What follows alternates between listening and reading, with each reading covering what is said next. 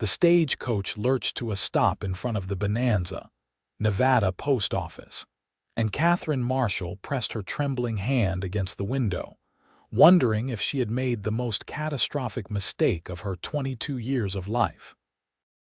The dust settled around the wooden wheels, and through the haze, she could see a handful of weathered buildings lining the main street, each one looking more precarious than the last in this high desert town that had sprung up alongside the silver mines.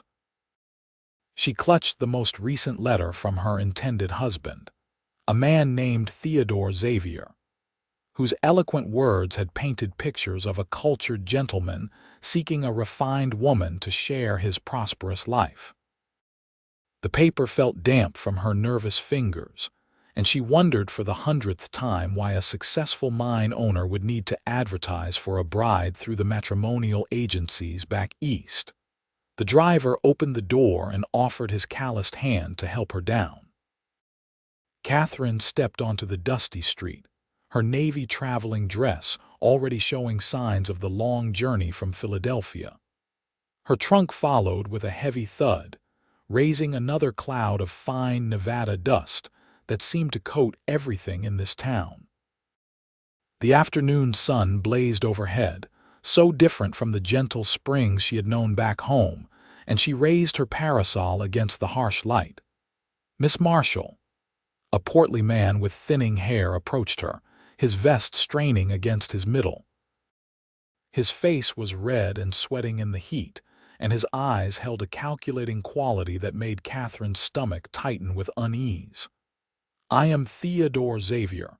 Welcome to Bonanza." Katherine's mouth went dry. This man bore no resemblance to the person she had imagined during the months of correspondence. The letters had spoken of evening rides, of poetry, of deep thoughts about the changing West and its place in modern America. This man looked at her the way her father's business associates had looked at particularly fine horses at auction, assessing value and potential return on investment. "Mr. Xavier," she managed, extending her gloved hand, "I am pleased to finally make your acquaintance." He took her hand but did not shake it properly, instead turning it over as if examining merchandise. "The photograph did not do you justice." "Yes, you will do very nicely indeed. Come, my carriage is waiting. We have much to discuss regarding our arrangement. Not marriage, not partnership." The word fell between them like a stone down a mineshaft, and Katherine felt the first real flutter of panic in her chest. She had sold nearly everything she owned to afford this journey. Her mother had passed 2 years prior, her father the year before that, leaving her with debts she could never repay on a seamstress's wages. The matrimonial agency had seemed like a door opening when all others had slammed shut. But now that door was beginning to look more like a trap. "Actually, I thought I might take a room at the boarding house tonight," Katherine said, trying to keep her voice steady. "The journey was quite arduous, and I should like to refresh myself before we speak further." Theodore's jovial expression hardened. "Nonsense. I have paid good money for your passage, and I have made arrangements at my home. You will stay there." "I will not, sir." Katherine surprised herself with the firmness in her voice. "We are not yet married, and it would be highly improper. If you are truly a gentleman, as your letters suggested, you will understand my position." For a moment, something ugly flashed across Theodore's face, but then he seemed to remember they were standing in the middle of the street with several onlookers. He forced a smile that did not reach his eyes. "Of course, my dear. The boarding house it is. I shall collect you tomorrow morning and we can discuss the wedding arrangements. I have already spoken to the minister." He picked up her trunk with surprising strength and began walking down the street. Katherine followed, her mind racing. Everything felt wrong. The letters, those beautiful letters filled with sensitivity and intelligence, could not have come from this brusque, calculating man. But she had no proof, no way to verify anything. She was alone in a town where she knew no one, with barely enough money for a week's lodging if she was careful. The boarding house was run by a tired-looking woman named Mrs. Chen, whose Chinese heritage had clearly not made her life easy in this rough mining town. She showed Katherine to a small but clean room on the second floor and accepted the coin with a slight bow of her head. "You are the bride for Mr. Xavier?" Mrs. Chen asked quietly. "I am considering the proposition," Katherine said carefully. Mrs. Chen's dark eyes met hers with understanding. "He had another bride, 2 months ago. She left on the morning stage after one day." Katherine's blood ran cold. Did she say why? No, but her eye was bruised. Mrs. Chen touched her own cheekbone gently. "You seem like good woman, be careful." After Mrs. Chen left, Katherine sat on the narrow bed and pulled out the bundle of letters she had received over the past 4 months. She read them again with new eyes, looking for clues she had missed. The handwriting was elegant, almost artistic. The language was refined, educated. The sentiments were those of a man who thought deeply about the world around him. "I sometimes ride up to the ridge above town at sunset," one letter read, "and watch the way the light transforms the desert. What appears harsh and unforgiving during the day becomes something almost transcendent in those golden hours. I believe people are much the same. We need the right light to reveal our true beauty." She could not reconcile those words with the man who had met her at the stage. It was simply not possible. A knock at her door made her start. She opened it to find a young girl, perhaps 14, with flour on her apron. "Begging your pardon, miss, but there is a man downstairs asking if the lady from Philadelphia arrived. Not Mr. Xavier, miss, someone else." He seemed quite urgent about it. Katherine's heart began to pound. "Did he give his name?" "No, miss, but he is tall and has kind eyes. That is all I noticed." She followed the girl downstairs to the boarding house parlor. A man stood with his back to her, looking out the window at the street. He was indeed tall, with broad shoulders under a work shirt that had seen many washings. His dark hair needed cutting and touched his collar. When he turned at the sound of her footsteps, Katherine felt something shift in her chest. He had the kindest eyes she had ever seen, warm brown like good earth, and they widened when he saw her. For a long moment neither of them spoke. "Miss Marshall." His voice was rough, uncertain. "Katherine Marshall from Philadelphia, I am she, and you are." "My name is Thomas Keller. I am a ranch hand at the double bar spread about 10 miles outside town." He twisted his hat in his hands, clearly uncomfortable. "Miss Marshall, I need to ask you something, and I hope you will forgive my boldness. Have you been corresponding with Theodore Xavier about a marriage arrangement?" "I have. How did you know that?" Thomas's jaw tightened. "Because I wrote those letters, every single one of them." The room seemed to tilt. Katherine reached for the back of a chair to steady herself. "I do not understand. May I explain?" "It will sound unbelievable, I know, but I swear on my mother's grave that what I am about to tell you is the absolute truth." Katherine nodded, still gripping the chair. Thomas took a deep breath. 6 months ago, I was working at the Silver Bell Saloon, doing odd jobs to save money for my own piece of land. Theodore Xavier came in one evening, drunk and boasting about his scheme. He had placed an advertisement in several Eastern papers for a mail-order bride, but he cannot read or write beyond signing his name. He was paying the saloon owner's daughter to read the responses and write back for him, feeding her lines to include. I overheard him laughing about it, saying he needed a refined woman who could manage his household and make him look respectable to the mine investors, but that he would soon teach her that all those fancy ideas did not matter once they were wed. Katherine felt sick. "Go on." "The girl who was writing for him, Sally, she is only 16 and she was sweet on me." She told me she felt terrible writing these letters to you and 2 other women, knowing what Xavier was really like. She had seen him beat a horse nearly to death for stumbling. She had heard him speak cruelly about women. She wanted to refuse to write for him anymore, but he paid her father well and her family needed the money. Thomas stepped closer, his expression earnest. I told Sally I would write the letters instead. I knew Xavier could not tell the difference since he could not read them himself. I thought if I wrote honestly, if I showed you who he really was through my words, you would refuse to come. I never meant to deceive you about myself, Miss Marshall. I only wanted to save you from making a terrible mistake. But I did come, Katherine whispered. I know, and I have been sick with worry ever since Sally told me you had accepted. She showed me your letters, the ones you sent in return. You are everything I imagined and more. He stopped himself, color rising in his face. Forgive me. That is inappropriate. I only meant to say that you deserve so much better than Theodore Xavier. I came here today because I had to warn you before it was too late. Katherine's mind was reeling. She pulled out the letters from her reticule with shaking hands. These words, these beautiful sentiments about the desert and the changing light, about building a partnership based on mutual respect and shared dreams. You wrote these, every word, and I meant them. Thomas's voice was barely above a whisper. I know I am just a ranch hand with nothing to offer you except honest work and a good heart. I know I had no right to write those things when they were supposed to be from Xavier.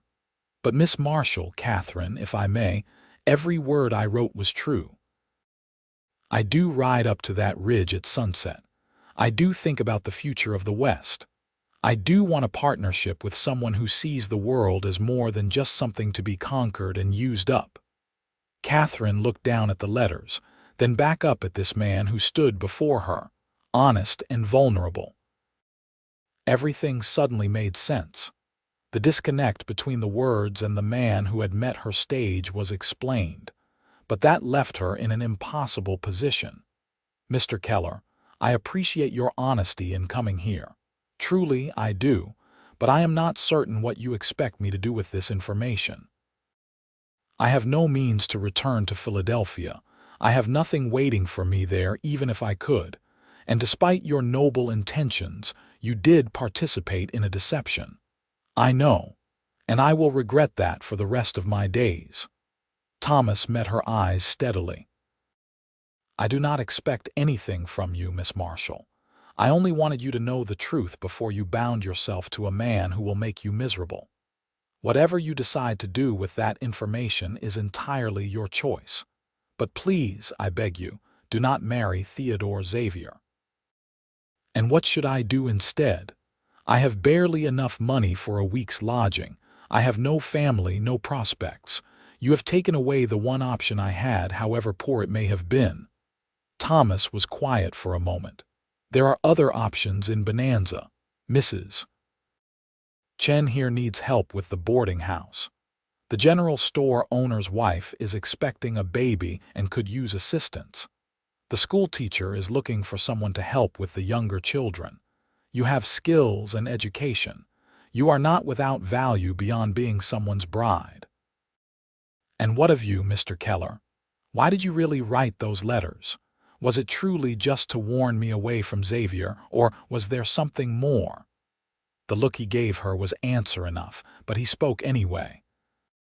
When I read your first letter, describing your love of books and your dreams of seeing the mountains, something in my chest recognized something in yours. Each letter you sent made it worse. I know it was wrong. I know I was building something that could never be. But yes, Miss Marshall, if I am being completely honest, somewhere along the way I fell in love with your words, your thoughts, your spirit. I fell in love with you, even though I knew I had no right to those feelings. Katherine's breath caught. No man had ever spoken to her with such raw honesty. The young men in Philadelphia had offered pretty compliments and empty flattery, but this rough cowboy stood before her offering his heart with no expectation of anything in return. "I need time to think," she said finally. "This is all too much to absorb at once." "Of course. I will be staying in town tonight at the workers' bunkhouse behind the livery stable. If you need anything, anything at all, you can find me there. Otherwise, I will trouble you no further." He put his hat back on and started toward the door, then turned back. "Miss Marshall, one more thing. Tomorrow, when Xavier comes to call, do not go anywhere alone with him. Stay in public places. And do not let him pressure you into a hasty wedding. You have the right to say no." After he left, Katherine returned to her room and sat by the window, watching the sun begin its descent toward the distant mountains. The light was indeed changing, turning the harsh landscape into something beautiful, just as Thomas had described in his letters. Just as he had described in person, because he was the man who had written those words. She thought about everything she had learned. Theodore Xavier was a brute who wanted a refined wife for appearances and perhaps other, darker reasons. Thomas Keller was a ranch hand with nothing but honest work and a heart full of poetry. And she was a woman with limited choices, but perhaps more options than she had initially believed. The next morning, Katherine dressed in her best day dress and arranged her dark hair carefully. She needed to present herself as confident and composed, even though her insides churned with anxiety. She had made a decision during the long, sleepless night, and she needed to be strong enough to follow through with it. Theodore Xavier arrived at precisely 9 o'clock, driving an expensive buggy pulled by 2 fine horses. He was dressed in his best suit, his hair slicked back, his face arranged in what he probably thought was a charming smile. Katherine met him in the boarding-house parlor, making sure Mrs. Chen was nearby in the kitchen. "Good morning, my dear," Theodore began. "I trust you slept well. I have made arrangements with the minister for this afternoon. I thought a simple ceremony, just the witnesses required by law, and then we can begin our life together." "This afternoon?" Katherine kept her voice level. "That seems remarkably hasty, Mr. Xavier. Why wait? You came all this way to be my bride. I see no reason for delay." His tone was jovial, but his eyes were hard. "I have already invested considerable expense in this arrangement. It is time to formalize our agreement. Our agreement, as you call it, was based on correspondence that I am beginning to suspect was not entirely honest." Theodore's expression shifted to confusion. "What are you implying?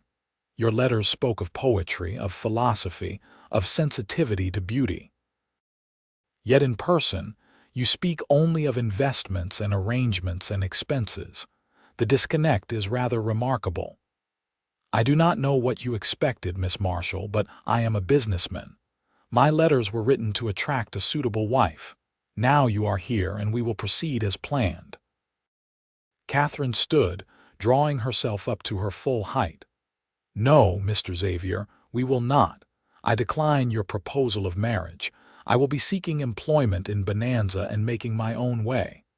The change in him was instantaneous and frightening. His face flushed dark red, and he grabbed her arm hard enough to bruise. "You will do no such thing. I paid for your passage. I have made arrangements. You will marry me today, or I will have you arrested for fraud." Mrs. Chen appeared in the doorway, and behind her stood Thomas Keller, his expression dangerous. Katherine had not known he was there, but relief flooded through her at the sight of him. "Let her go, Xavier." Thomas's voice was quiet but carried a weight of threat. "Right now." "This is none of your concern, Keller. This is between me and my intended bride." "She just said she is not your intended. That makes her a free woman, and you are hurting her. Let go." Theodore released Katherine's arm but turned his fury on Thomas. I should have known. Sally told me someone else had been writing letters. It was you, was it not? You sabotaged my arrangement." I kept an innocent woman from making a terrible mistake. If you want to call that sabotage, so be it. You have interfered in matters beyond your station, ranch hand. I will see you fired from the double bar. I will see you run out of this territory." Thomas's smile was cold. "You can try. But Mr. Donovan at the double bar values hard work and honesty. He has no love for men who abuse women or horses. I already told him what I did and why. He said I showed good character." Katherine touched her arm where Theodore had grabbed her, feeling the tender spots that would become bruises. "You should leave now, Mr. Xavier. I have made my position clear. There will be no wedding." "You will regret this," Theodore hissed. "Both of you. This town is smaller than you think, and I have considerable influence." "As do I," said a new voice from the doorway. A well-dressed older man with silver hair stepped into the parlor. "Miss Marshall, I am Judge Morrison. I could not help but overhear this conversation. Mr. Xavier, you would do well to leave this establishment immediately. Threatening young women and honest working men is not behavior becoming of someone who wishes to maintain business relationships in this community." Theodore looked between the three of them, clearly calculating his options. Finally, he grabbed his hat and stormed out, slamming the door hard enough to rattle the windows. In the silence that followed, Katherine found her knees going weak. Thomas was at her side immediately, helping her to a chair. His touch was gentle, so different from Theodore's brutal grip. "Are you injured?" he asked softly. "Just bruised, I think. I will be fine." She looked up at him. "How did you know to be here?" "I was worried. I spent the night thinking about what Xavier might do when you refused him. I could not stay away." He glanced at the judge. "I am grateful you arrived when you did, sir." Judge Morrison smiled kindly. "Mrs. Chen sent her nephew to fetch me. She is a wise woman who knows when the law might be needed." He turned to Katherine. "Miss Marshall, I want you to know that you have every right to refuse any marriage proposal, regardless of who paid for your travel expenses. What Mr. Xavier suggested about having you arrested was complete fabrication. You have broken no laws." Katherine felt tears of relief prick her eyes. "Thank you, Judge Morrison. I was not certain of my legal standing. You are a free woman who made a choice. That is all." He nodded to Thomas. "Mr. Keller, I have heard good things about you from Samuel Donovan. He speaks highly of your work ethic and character." After the judge left, Katherine and Thomas sat in the parlor while Mrs. Chen brought tea. The elderly Chinese woman patted Katherine's shoulder gently before returning to her work. "What will you do now?" Thomas asked, his hat still turning nervously in his hands. "I suppose I will look for work, as I said. I have some skills with sewing and teaching. Perhaps something will present itself." She paused, then added quietly, "Thank you for coming here this morning. I do not know what would have happened if you had not. I could not let him hurt you." Thomas met her eyes. "Miss Marshall, I know this is not the time, and I know I have no right to ask, but would you allow me to call on you properly? No deception, no letters written for someone else. Just me as I am, seeing if there might be something real between us." Katherine looked at this man who had written her soul into words before they had ever met, who had tried to protect her even when it cost him, who stood before her now with nothing to offer but honesty and hope. "Mr. Keller, I would like that very much, but I need time. I need to establish myself here, to prove to myself that I can stand on my own feet. I did not come all this way to simply trade one dependence for another, however different you may be from Xavier. I understand completely. Take all the time you need. I will be here." Over the next few weeks, Katherine found that Thomas had been right about opportunities in Bonanza. The general store owner's wife, Martha Henderson, was indeed looking for help as her pregnancy advanced. Katherine began working there 3 days a week, helping customers and managing inventory. The school teacher, Miss Sarah Price, hired her for 2 days a week to help with the younger students. Between both positions, Katherine earned enough to pay for her room and board with a little left over to save.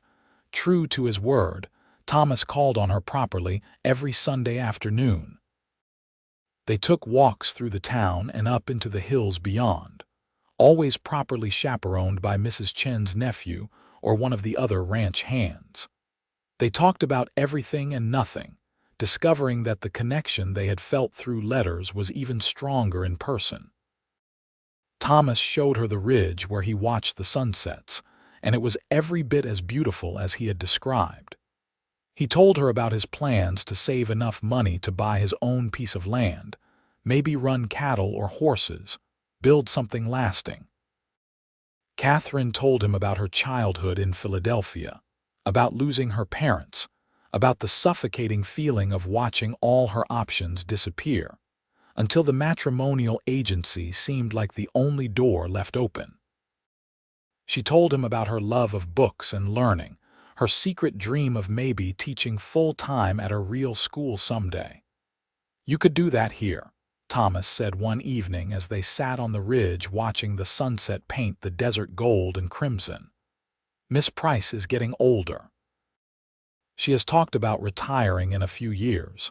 The town would need a new teacher. Do you think they would accept me? An unmarried woman from the East with no formal teaching credentials. You are smart and kind and patient with children. I have seen you with the little ones at the store and school. You have a gift for it." He hesitated, then added, "And perhaps you would not always be unmarried." Katherine felt her heart speed up. "Mr. Keller, are you suggesting something?" "Not yet. You asked for time to establish yourself, and I respect that. But I am saying that I hope, when you are ready, you might consider a future that includes me." She reached over and took his hand, the first time she had initiated physical contact between them. His palm was calloused from hard work, but his grip was gentle. "I am considering it already, Thomas. More than you might think." 3 months after Katherine arrived in Bonanza, Theodore Xavier left town abruptly in the middle of the night.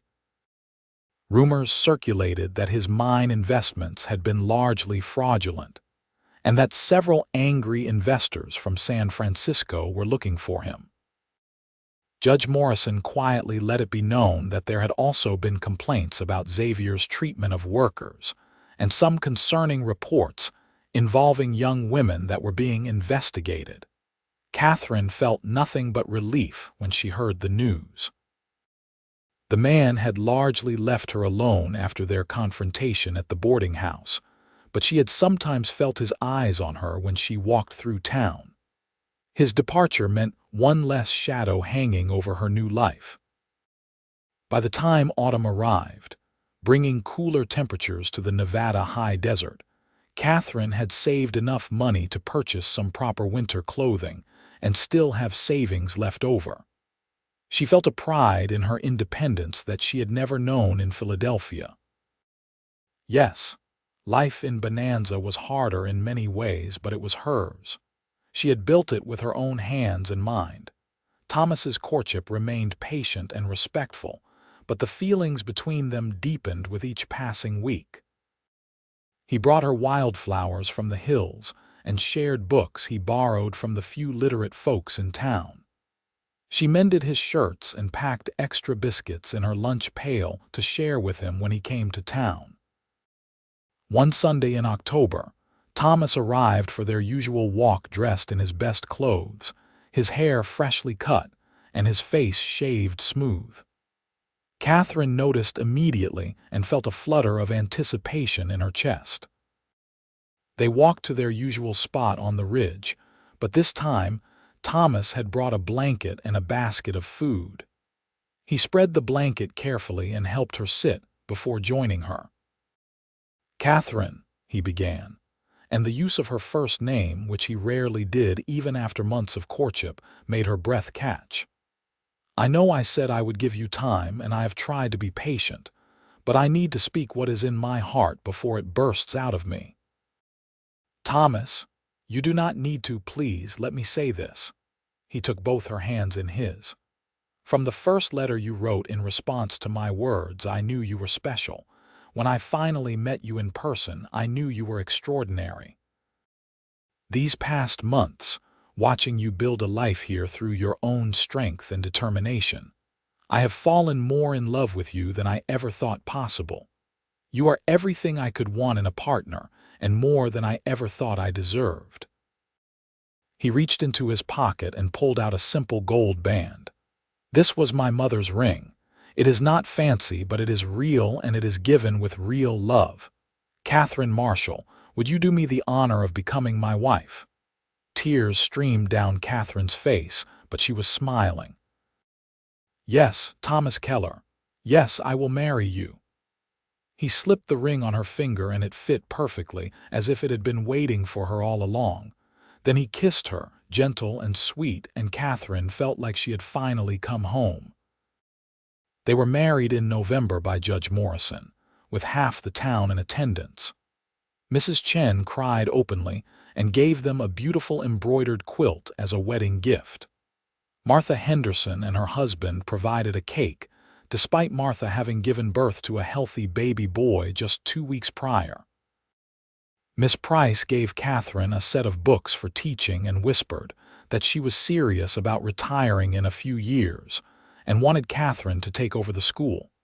Samuel Donovan, Thomas's employer at the Double Bar, gave them an unexpected wedding gift as well. He was getting older and had no children to inherit his ranch. He proposed that Thomas could buy into a partnership, working the land together with an agreement that Thomas would eventually inherit the property when Donovan passed. It was an incredibly generous offer that meant Thomas's dream of owning land would come true far sooner than he had dared hope. Katherine and Thomas moved into a small foreman's house on the Double Bar property. It was simple but sturdy, with 2 rooms and a loft that Thomas promised to expand as their family grew. Katherine hung curtains she sewed herself and arranged the few pieces of furniture they had accumulated. She placed Thomas's books on a shelf next to her own and thought about how far she had come from that terrified young woman stepping off the stage months ago. Their first winter together was cold but happy.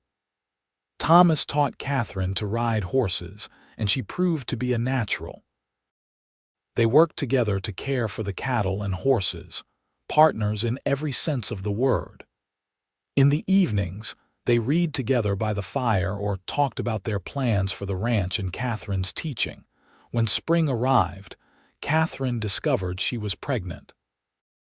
Thomas was overjoyed, immediately becoming protective and insisting she reduce her working hours. Katherine laughed at his concern but agreed to be more careful, especially as her condition became more apparent. In late summer, she gave birth to a healthy baby boy they named James Donovan Keller, after both their fathers. Thomas held his son with tears streaming down his face and told Katherine she had given him everything he had ever wanted in life. But Katherine's story was far from over. As little James grew, she continued to teach at the school part-time, with Mrs. Chen happily caring for the baby when needed. When Miss Price retired 2 years later, Katherine took over as the full teacher, bringing James to school with her until he was old enough to join the other children in lessons. The ranch prospered under Thomas's careful management and innovative ideas. He introduced new breeding techniques for the cattle and began raising horses as well, which proved profitable. Samuel Donovan remained healthy and active well into his 70s, becoming a beloved grandfather figure to James and the 3 more children that followed over the years.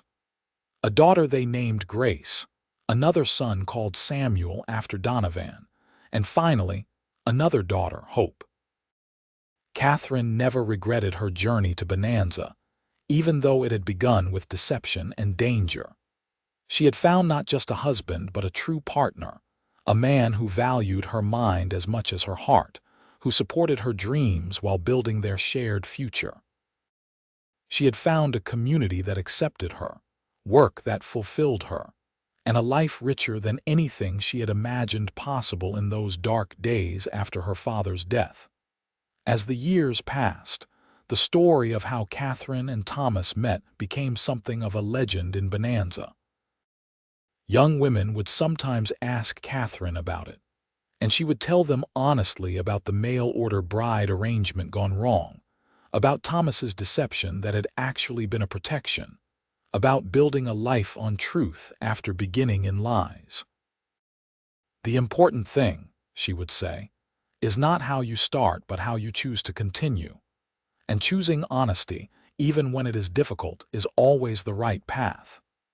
Theodore Xavier's name eventually faded from memory in Bonanza, while Thomas and Katherine Keller became pillars of the community. Thomas served on the town council and helped establish better working conditions for ranch hands and miners. Katherine expanded the school and fought successfully for a larger budget to buy books and supplies.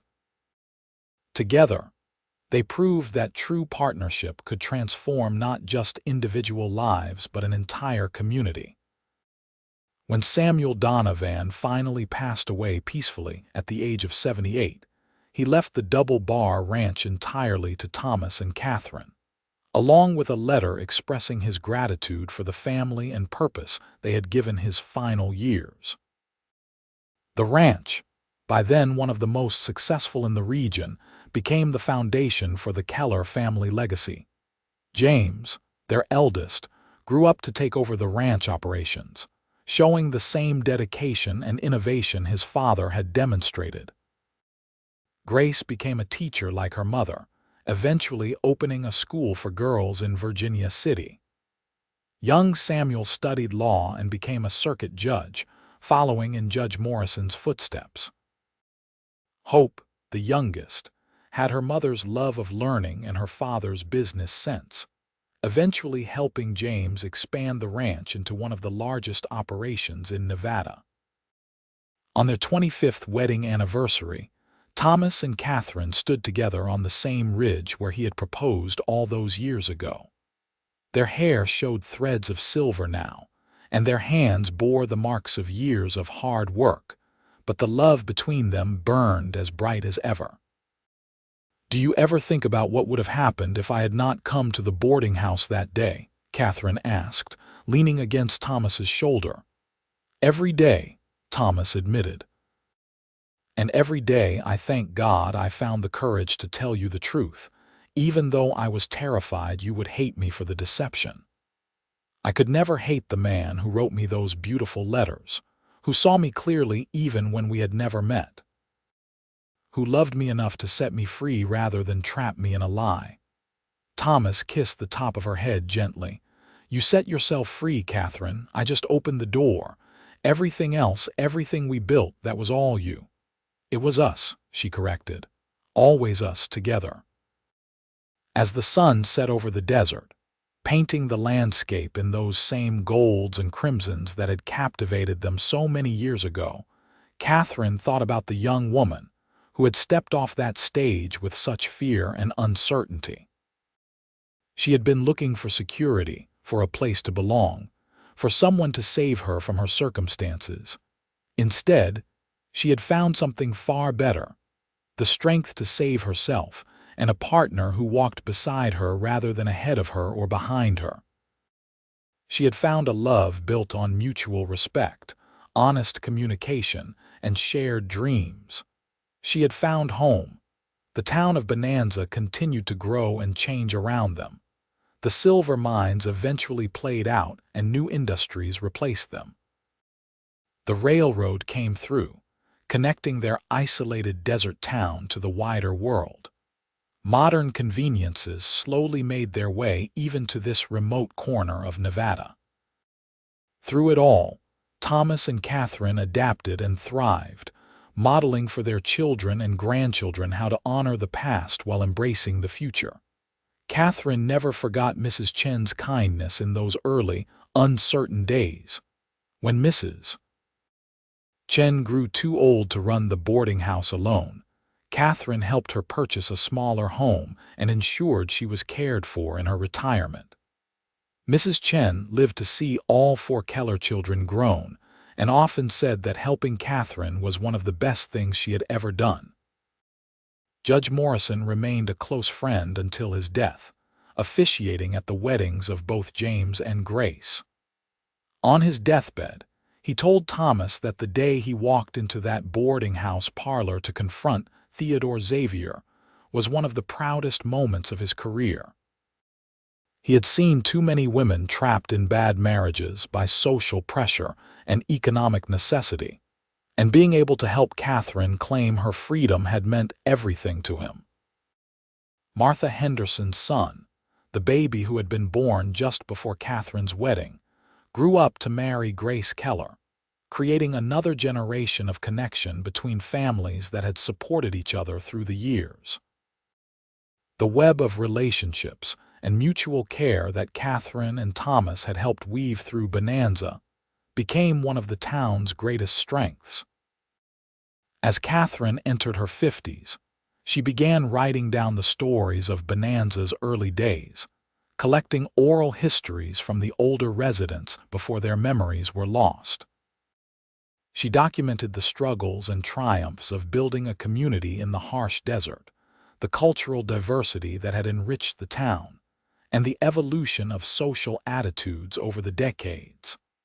Her chronicles eventually became an important historical record of that era in Nevada's development. Thomas, meanwhile, became known throughout the territory for his progressive ranching methods and fair treatment of workers. He paid decent wages, provided good housing, and listened to his employees' ideas and concerns. Other ranchers sometimes mocked him for being soft, but they could not argue with his success. The double bar consistently outperformed neighboring ranches, and Thomas had his pick of the best workers because word spread that he treated people with dignity. Their partnership extended beyond their marriage into how they approached every aspect of life. When Katherine wanted to establish a lending library in town, Thomas helped build the shelves and encouraged his ranch hands to use it. When Thomas wanted to try experimental breeding programs, Katherine helped him research and document the results. They made decisions together, compromised when they disagreed, and supported each other's individual pursuits while maintaining their shared goals. This model of marriage was revolutionary in its time, when most unions were hierarchical with the husband as undisputed head of household. But Thomas had never wanted that kind of relationship. The letters he had written, those honest expressions of his heart, had spoken of partnership and mutual respect because that was what he genuinely believed in. Katherine had responded to those ideals because they matched her own deep convictions about what marriage should be. Now, having lived those ideals for decades, they could see the fruit of their unconventional approach. Their children had grown up seeing both parents as equally important, equally capable, equally worthy of respect. James consulted his wife on all major ranch decisions. Grace's husband supported her teaching career, even when it meant he had to take on more household duties. Samuel married a brilliant woman who became a lawyer herself. Hope refused several suitors before finding a man who truly valued her intellect and ambition. The Keller family's influence rippled outward through Bonanza and beyond, quietly challenging assumptions about gender roles and marriage dynamics. They never preached or demanded others follow their example, but their obvious happiness and success spoke louder than any sermon could have. On their 30th anniversary, their children threw them a party that seemed to include half of Nevada. Friends and family came from as far as San Francisco and Denver. The celebration lasted 3 days, with stories and laughter and dancing. Katherine wore a new dress in deep blue that Thomas said made her eyes sparkle like they had the first day he saw her in the boarding house parlor. During the party, a young woman approached Katherine nervously. She was perhaps 19, with an Eastern accent and uncertain eyes. "Mrs. Keller, I arrived in town last week as a mail-order bride, but when I met my intended husband, something felt wrong. I heard your story and I wondered if you might have some advice for me." Katherine took the young woman's hands in hers. "What does your heart tell you?" "That I should not marry this man, but I have nowhere else to go, no money, no options." "You have more options than you realize," Katherine said gently. "There are always choices, even when we cannot see them clearly at first. If your heart is telling you this marriage would be a mistake, trust that instinct. Come see me tomorrow and we will talk about what opportunities might exist for you here in Bonanza. You are not trapped, even though it may feel that way right now." The girl's eyes filled with tears of relief. "Thank you, Mrs. Keller. Thank you so much." Thomas appeared at Katherine's elbow, slipping his arm around her waist. "Still saving wayward brides," he teased gently. "Someone has to. I remember how terrifying it was to be alone in a strange town, committed to marrying a man I had never met. If I can help others avoid that fate, or at least help them see they have choices, how can I not?" "This is why I love you," Thomas said, kissing her temple. "Your capacity for compassion never diminishes, even after all these years." Over the next few days, Katherine helped the young woman, whose name was Alice, find work at the expanded boarding house Mrs. Chen's daughter now ran. Alice did eventually marry, 2 years later, but to a kind merchant she had gotten to know through honest courtship. She and her husband remained lifelong friends with the Kellers. As Katherine and Thomas moved into their 60s, they began to slow down slightly, though neither truly retired. Katherine reduced her teaching hours but continued mentoring younger teachers and maintaining the lending library. Thomas hired a foreman to handle the day-to-day ranch operations, while he focused on planning and innovation. They spent more time traveling, visiting their children and growing number of grandchildren scattered across the West. But they always returned to Bonanza, to the ridge where they had fallen in love, to the community they had helped build.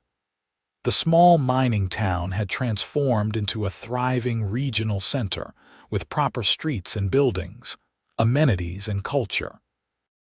Yet it retained the spirit of mutual support and resilience that had characterized its early days, in no small part due to the example set by couples like Thomas and Katherine. In their 70s, when most of their contemporaries had passed on or become frail, Thomas and Katherine remained remarkably vital. They still took walks together every evening, still sat on their porch reading to each other, still debated ideas and made plans as if they had all the time in the world. "You ever regret it?" Thomas asked one evening, his hair now completely white but his eyes still warm and bright. "Leaving Philadelphia, traveling across the country to marry a stranger, all of it." "Not for a single moment," Katherine replied without hesitation. "Even the frightening parts led me to exactly where I needed to be.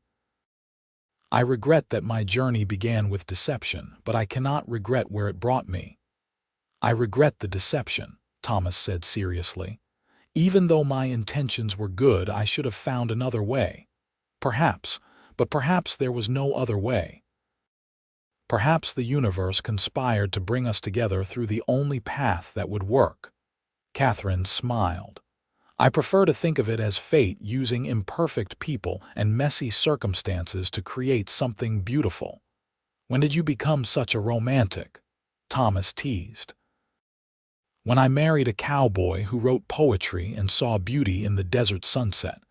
You infected me with your romanticism, Thomas Keller, and I have never recovered."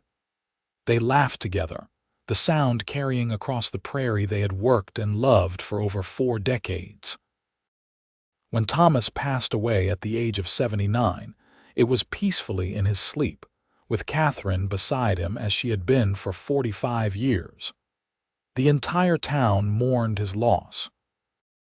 Businesses closed for his funeral, and people came from hundreds of miles away to pay their respects to a man who had treated everyone with dignity and built something lasting. Katherine grieved deeply, but not desperately. She had been blessed with decades of true partnership and love. She had children and grandchildren who carried forward the values she and Thomas had modeled. She had a lifetime of beautiful memories to sustain her. She lived another 7 years, continuing to teach occasionally and write her histories. She became the keeper of Bonanza's stories, the living link to its founding days. Children would visit her, and she would tell them about the old days, about the challenges and triumphs, about building something from nothing through hard work and community. And she would always tell them about true love, about the cowboy who wrote her letters that touched her soul, about choosing honesty over deception and partnership over control. She would tell them about stepping off a stage terrified and alone, and finding not just a husband but a home, not just security but purpose, not just survival but a life worth living. When Katherine Marshall Keller passed away at the age of 86, surrounded by her children and grandchildren, her last words were, "Tell Thomas I am coming home to him. Save me a place on the ridge to watch the sunset." She was buried beside him on a hill overlooking the Double Bar Ranch, under a headstone that read, "Katherine and Thomas Keller, partners in life, love, and building a better world. The right people found each other anyway." The story of the mail-order bride who received letters meant for the wrong man, but found the right cowboy anyway became a legend in Bonanza and beyond. It was a story about truth emerging from deception, about courage in the face of limited options, about building a life and legacy on mutual respect and genuine love. Generations later, their great-great-grandchildren would still tell the story of Katherine and Thomas, using it as an example of what marriage could be at its best. The Double Bar Ranch remained in the family, prosperous and well-regarded. The schools Katherine had fought to improve continued to educate children across the region. The values of honesty, hard work, mutual respect, and community care that they had embodied continued to influence Bonanza and the surrounding territory. The letters Thomas had written, those beautiful expressions of a cowboy's soul, were preserved by the family and eventually donated to the Nevada Historical Society. Scholars would later study them as examples of frontier literacy and emotional expression, but to the Keller family, they were simply proof that their patriarch had been a man ahead of his time, a man who understood that true strength included gentleness, that masculinity could embrace poetry, that love was built on seeing and valuing your partner's full humanity. And somewhere, in whatever comes after this life, two souls who had found each other through twisted circumstances and chose to build something beautiful together continued their partnership, watching over the family and community they had nurtured, satisfied that their legacy lived on in the values and love they had planted like seeds in the Nevada desert soil. The story of Katherine and Thomas Keller proved that sometimes the wrong path leads to exactly the right destination, that deception can give way to truth, that fear can transform into courage, and that love built on genuine respect and partnership can last not just a lifetime but generations, influencing countless lives and making the world a little bit better than it was before. In the end, Katherine had come to Bonanza looking for security and found so much more: purpose, community, partnership, and a love story worth telling. Thomas had written letters trying to save a stranger and found the missing piece of his heart: Together, they had built not just a marriage but a legacy, proving that the most unlikely beginnings can lead to the most extraordinary endings when two people choose truth, courage, and love.